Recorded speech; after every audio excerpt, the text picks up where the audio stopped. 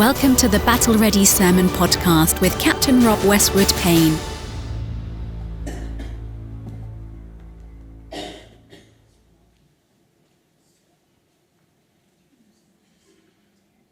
Now I want you to think for a moment about something really big, and I'm going to ask you to shout it out in a moment.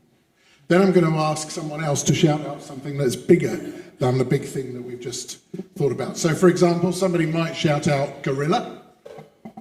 And if somebody shouts out gorilla, the next person might shout whale, because a whale is bigger than a gorilla. Have you got that? Yes. Good, you're still with us? Yes. Good, that's good to hear. So let's have something big. Elephant. No, I'm not having gorilla, because I've already given you that one. We'll have elephant instead. And believe me, I'm not having whale either. So something bigger than an elephant. Mount Everest, yes, okay, that's definitely bigger than an elephant. Next, another big thing. Earth. Okay, Earth we've got, so anything bigger than Earth. Oh, Christine says the universe. Good, okay. We might need to start slightly smaller of our big things, now that we've got as far as the universe. One more. Say again. Mouse. Well, that's not really big, is it? Okay, it does depend on your point of view, yes. I guess if you're an insect, then a mouse is big. Let's have something more traditionally big. Car, okay, somebody said car, so something bigger than a car. A bus, okay. So, we have, I've got to try and remember these now. Elephant. So we have an elephant is big, but Mount Everest is bigger. But what we're learning today is God is bigger than Mount Everest. God is bigger than Mount Everest. Then we had Earth and the universe. Actually, that's quite a good one, isn't it? Because God is bigger than the universe. God is bigger than Earth. God is bigger than the universe. And then we had car and bus. And God is definitely bigger than a car and a bus.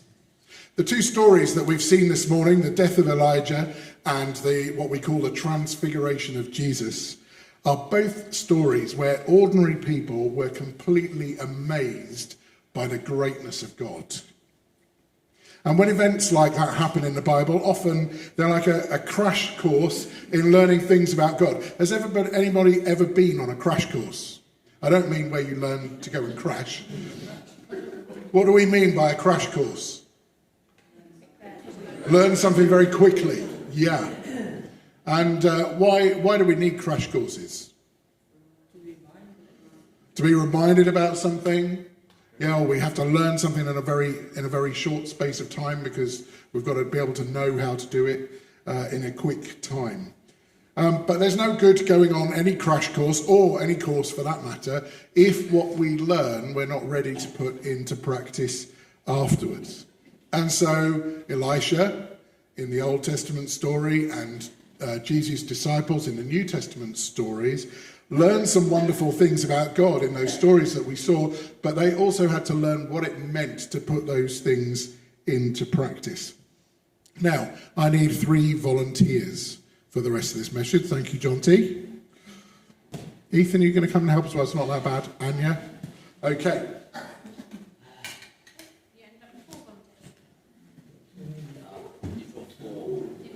4, okay, well you can hold them together, that's fine. For those of you who don't know, these are emojis, okay? So this is happy emoji, yeah? This is sad emoji, well done. You're going to hold those two together, so there we go. And this is amazed, shocked, etc., emoji, okay? So as we go through the 2 stories, you need to choose which emoji goes with what part of the story. So we think about the Old Testament story first, the story of Elijah and Elisha. As you heard on the screen, Elisha already knew that something unusual was about to happen, but he wasn't very happy about it. Which emoji? Okay. So lift it up. so we can all see it. Well done. What was he unhappy about? Well, he was unhappy about the fact that a group of prophets had told him that his master Elijah, who he'd been with for many years, was soon to be taken away by God. Now, don't start making your own stories up. He may well have preferred not to talk about that. But he was determined to be there when the inevitable happened. We had that, didn't we? You must stay here, but I'm going to go with you wherever you go. And despite the conflicting emotions he might have felt, yes, he felt sad. He may well have felt shocked as well. He was so worried that he refused to let Elijah out of his sight. And then, as you saw in the story, came the terrifying chariots and horses of fire. How do you think Elisha felt then? Shocked. Thank you, Anya. What was God doing, Elisha must have thought. And Elijah, as we heard in the story, cried out in a mixture of wonder, terror, and grief. And as the man that he loved was taken away from him, the man who was like a father to him was lost to him, Elisha's greatest wish was to take Elijah's place as God's prophet and to do the same things that Elijah had done. And that's what he asked Elijah for. Of course, that wasn't a gift that Elijah could give, because Elijah had been prophesying and doing the things that he did in God's power. It was only a gift that God could give. And so Elisha felt that he was left completely alone. And after crying with sorrow, as you saw, he picked up Elijah's cloak and immediately tested whether Elijah's God had given him the power he asked for.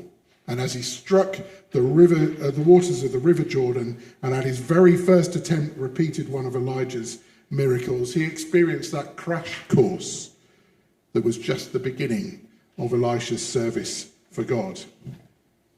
How do you think he felt then? Happy? Well done. That means we've had all three. Thank you, John T. He was happy. And from now on, because of what happened to Elisha in that particular story, he had learned to expect God to do great things in his life and in other people's. When we turn to the story in the New Testament, we saw that Jesus went up onto a mountain with three of his disciples, Peter, James, and John, and Jesus changed there right in front of them. And the disciples, again, simply didn't know what was happening or why. How do you think they felt? Shocked? Yes, maybe. Let's have shocked. Peter was certainly terrified when Moses and Elijah appeared with Jesus on the mountain. And he started to say things he really didn't understand. He was scared. Emoji? Same one, maybe, or maybe sad. Yeah. So it could be both. Definitely not happy. Well done, John T. John T's got the idea. And this encounter, often called the Transfiguration, was something of a crash course for Peter, James, and John. What on earth were Moses and Elijah doing there? Well, actually, although it makes maybe some sense to us, it would have made more sense to Peter, James, and John, who were Jewish. Because the Jewish people in Jesus' time were waiting for the Messiah, the anointed one who would save his people. And so they knew all about these important characters of the Jewish faith, Moses and Elijah. And so this appearance of Moses and Elijah next to Jesus was like an approval of Jesus, a sign of approval. On the way down the mountain, Jesus explained to his disciples they weren't to tell anyone about what they'd seen until after he came alive again.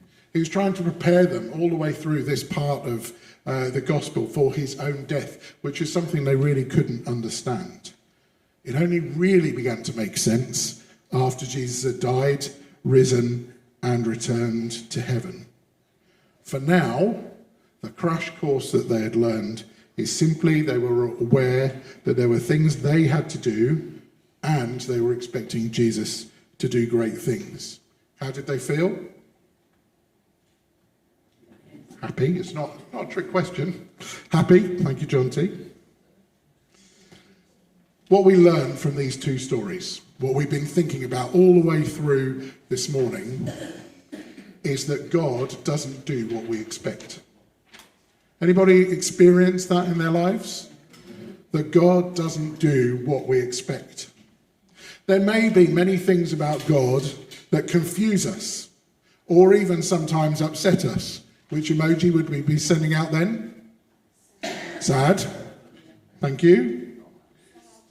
Sad, yeah. There may be some things about God that amaze us. What emoji would we be sending out then? Shocked and amazed. As Elisha, Peter, James and John discovered, God does not always do what we expect. They were each caught up in awe and wonder at God's power and might, and what we might call, a long word for a Sunday morning, his transcendence, his otherness, the fact that he is away from us. He's bigger than us. He's bigger than anything that we can understand. They had to learn, as we have to learn, that we can't just then come along on a Sunday and freeze what we learn about God. We have to put into practice what we've learned about God, what we've seen, what we've experienced of God. We have to take into account what we've learned about him. Sometimes it's a bit of a crash course, but we have to put it into practice. When we do, what emoji will we be sending out? Happy. Correct. God is more amazing than the limited pictures that we have of him, and he wants to communicate those wonderful things to us. Give our volunteers a round of applause. Thank you.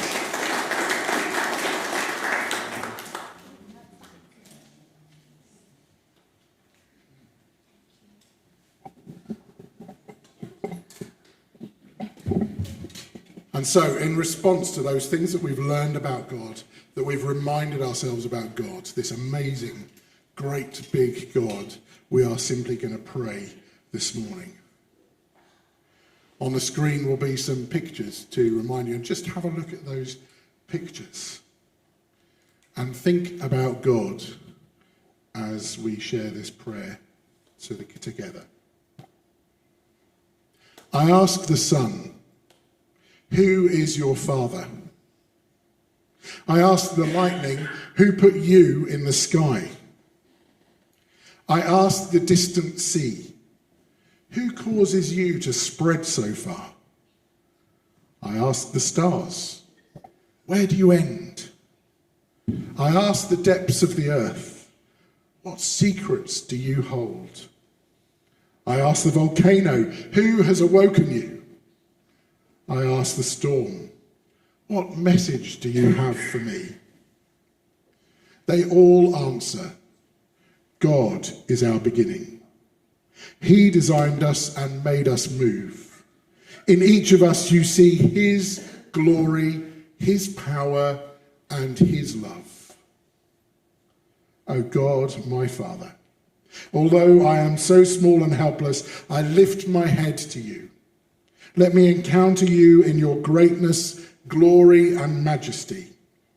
I am here because you want me here. You have given me life. Tell me what you want me to do, and let your name be glorified in me. Amen. Amen. I invite you to... If you would like to subscribe to Battle Ready Sermons wherever you choose to listen to podcasts, or if you'd like to receive them direct to your inbox, head to www.equippinghispeople.com/sermons and follow the instructions.